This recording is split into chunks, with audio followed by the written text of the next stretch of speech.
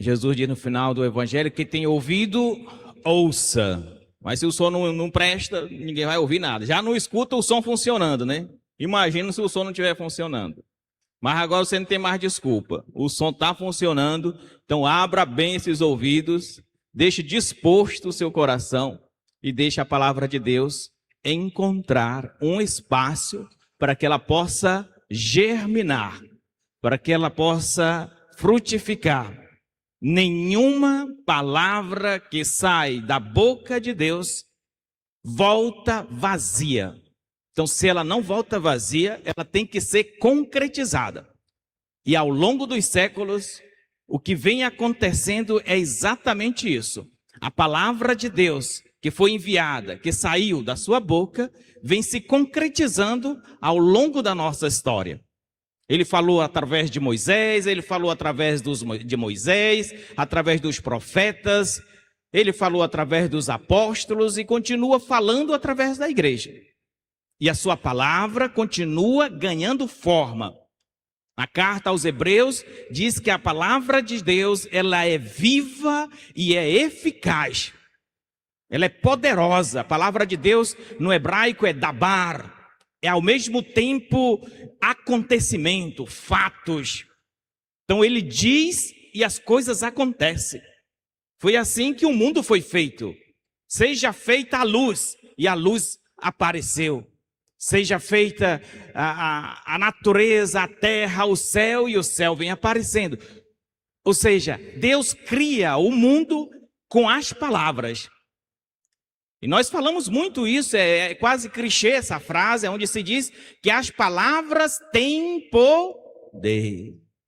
E de fato, as palavras humanas têm poder. Imagine a palavra de Deus.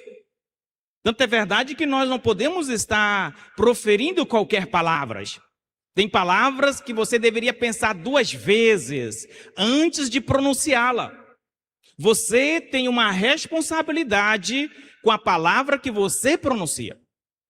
Por isso que uma pessoa que fala demais é uma pessoa irresponsável.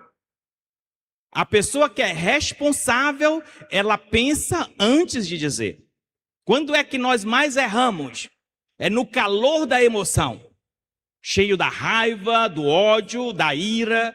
Quando as nossas emoções estão em disfunções, desorganizadas, é ali que saem palavras que nem você mesmo pensou, raciocinou. E essas palavras são perigosíssimas, porque elas saem com uma fúria, saem com uma força, ao ponto de quebrar os ossos das pessoas, de deixar marcas, de ferir pessoas. Como diz os italianos, le parole non hanno le ossa, ma spaccano le ossa. As palavras não têm osso, a língua não le ossa, mas spaccano le ossa. A língua não tem osso, mas quebra os ossos. Tem palavra que sai dessa boquinha aí, meu amigo, que é penetrante como não tem nada igual.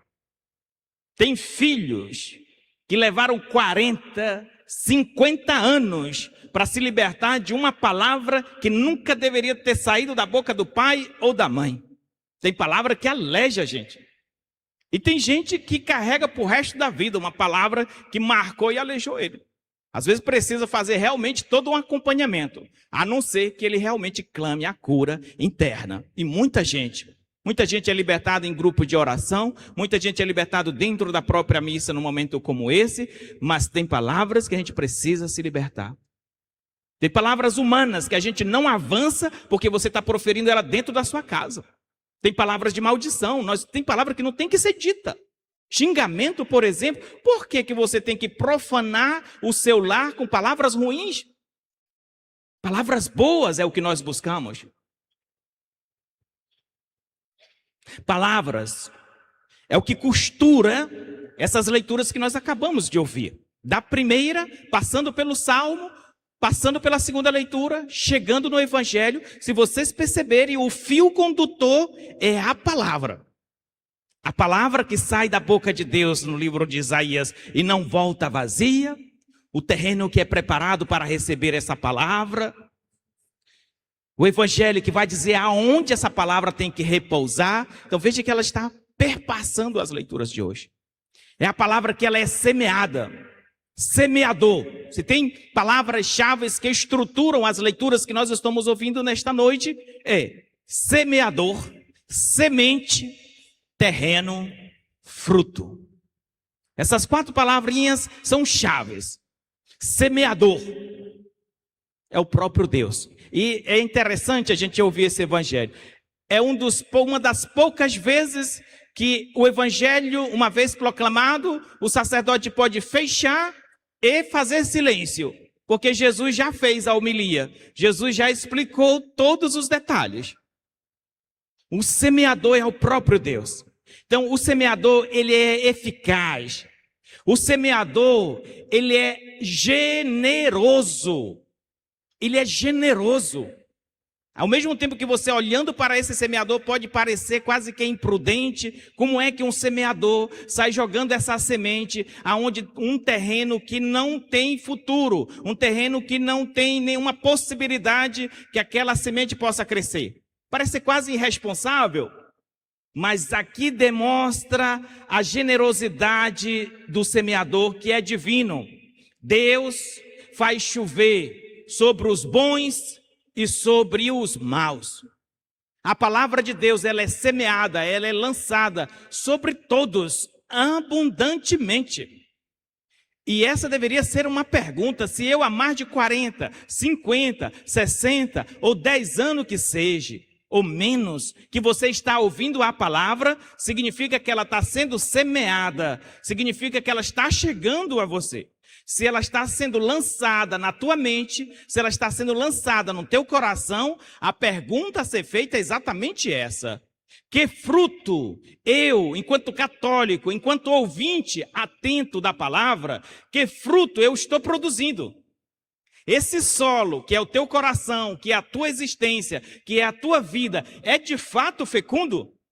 Ou melhor ainda, que tipo de solo você é? É pedra?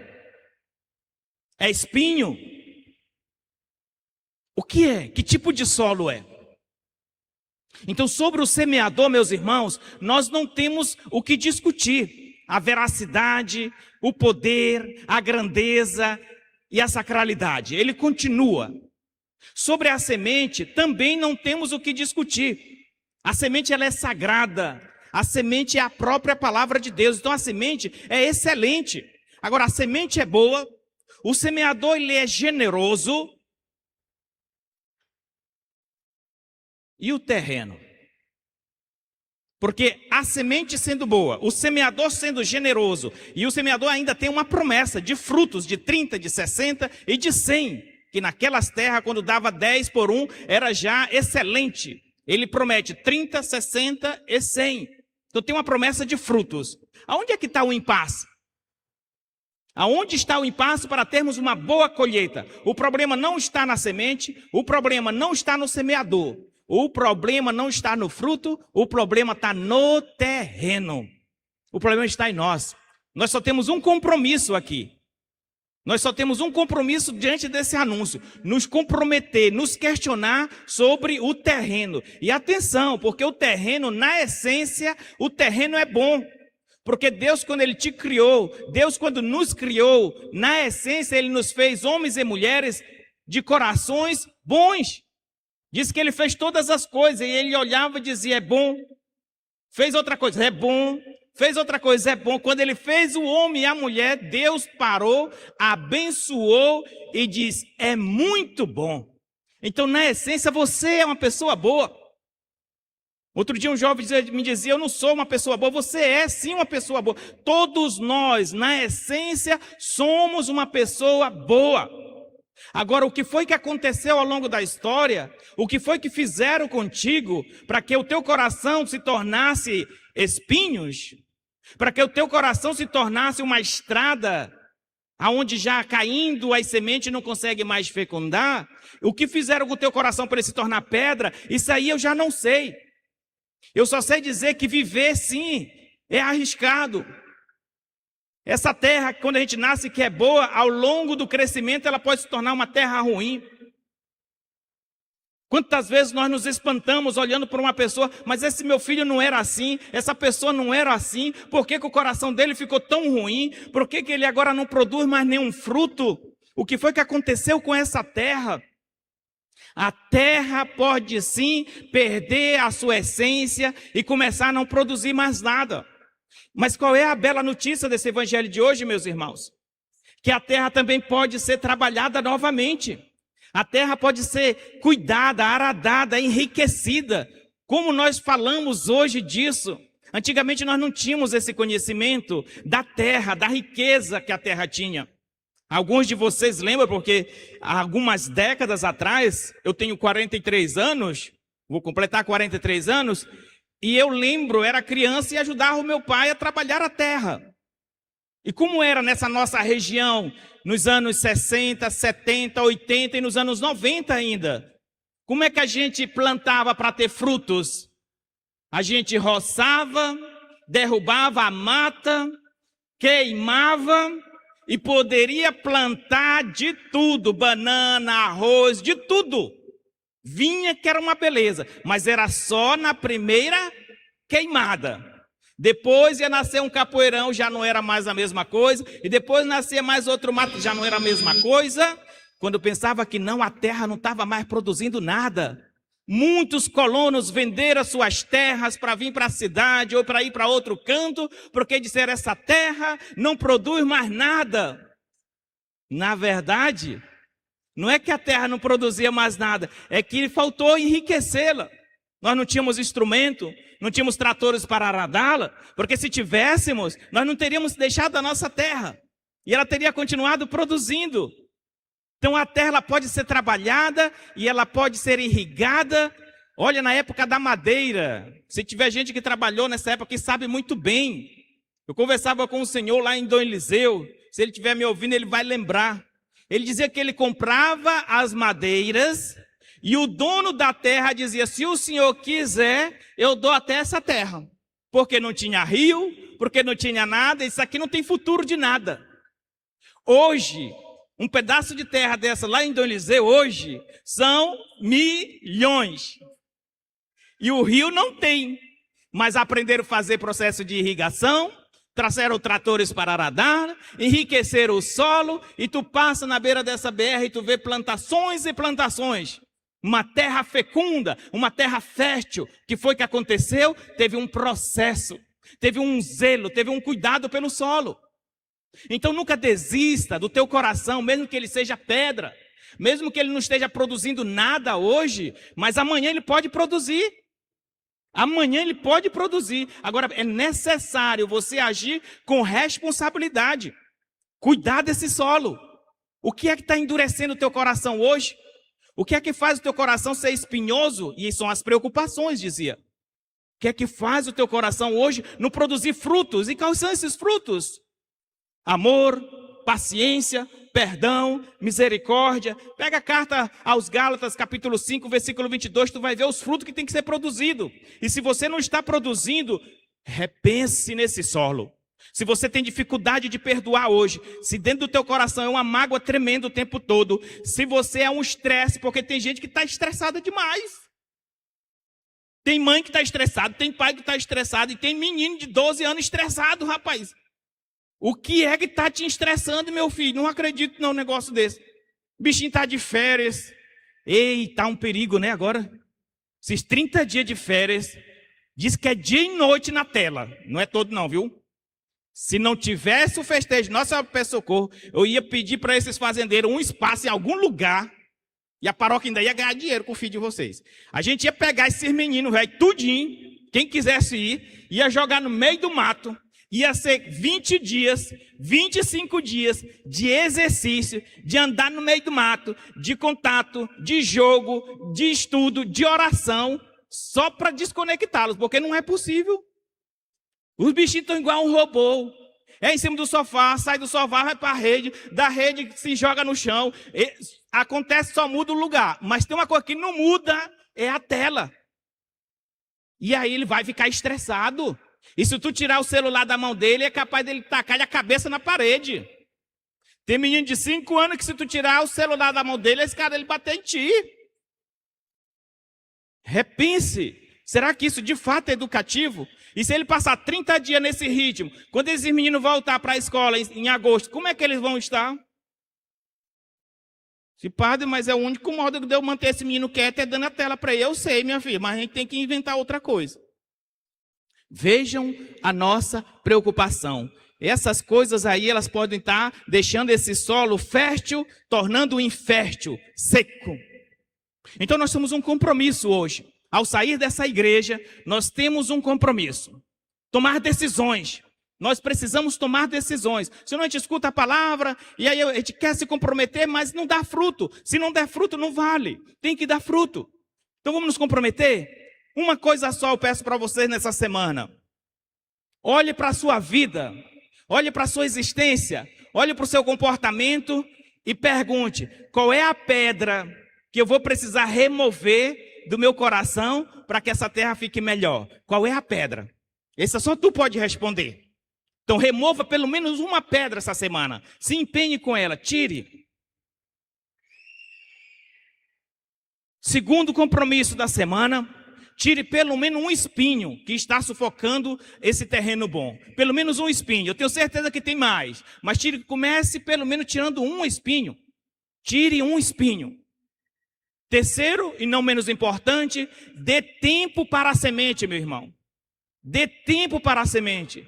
Escolha pelo menos 10 minutos todos os dias e escute a palavra, porque se ela não é semeada, não tem como nascer. A semente só vai nascer se ela é semeada. E é através da meditação da palavra, da escuta, ela está sendo semeada. Agora mesmo foi semeado.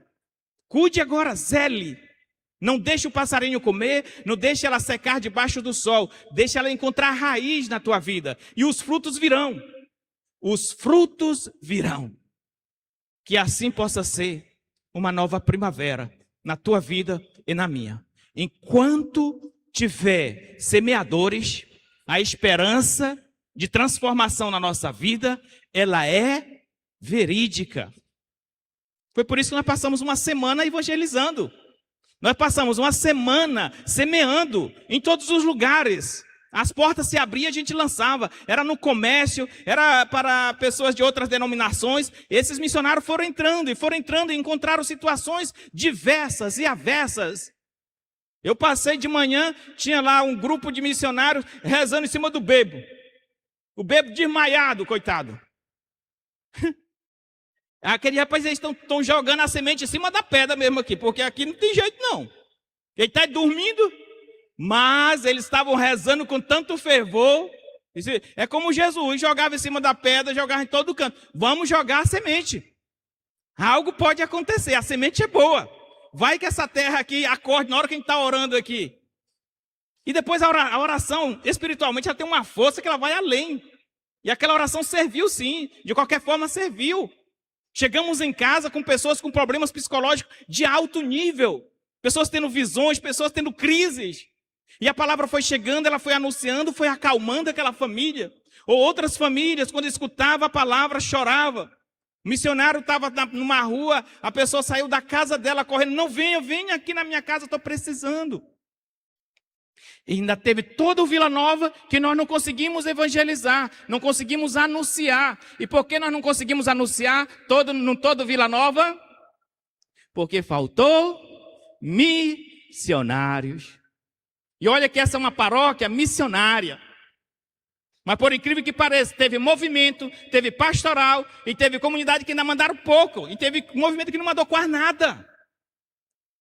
Um movimento que não tem amor à missão, ele está destinado à falência.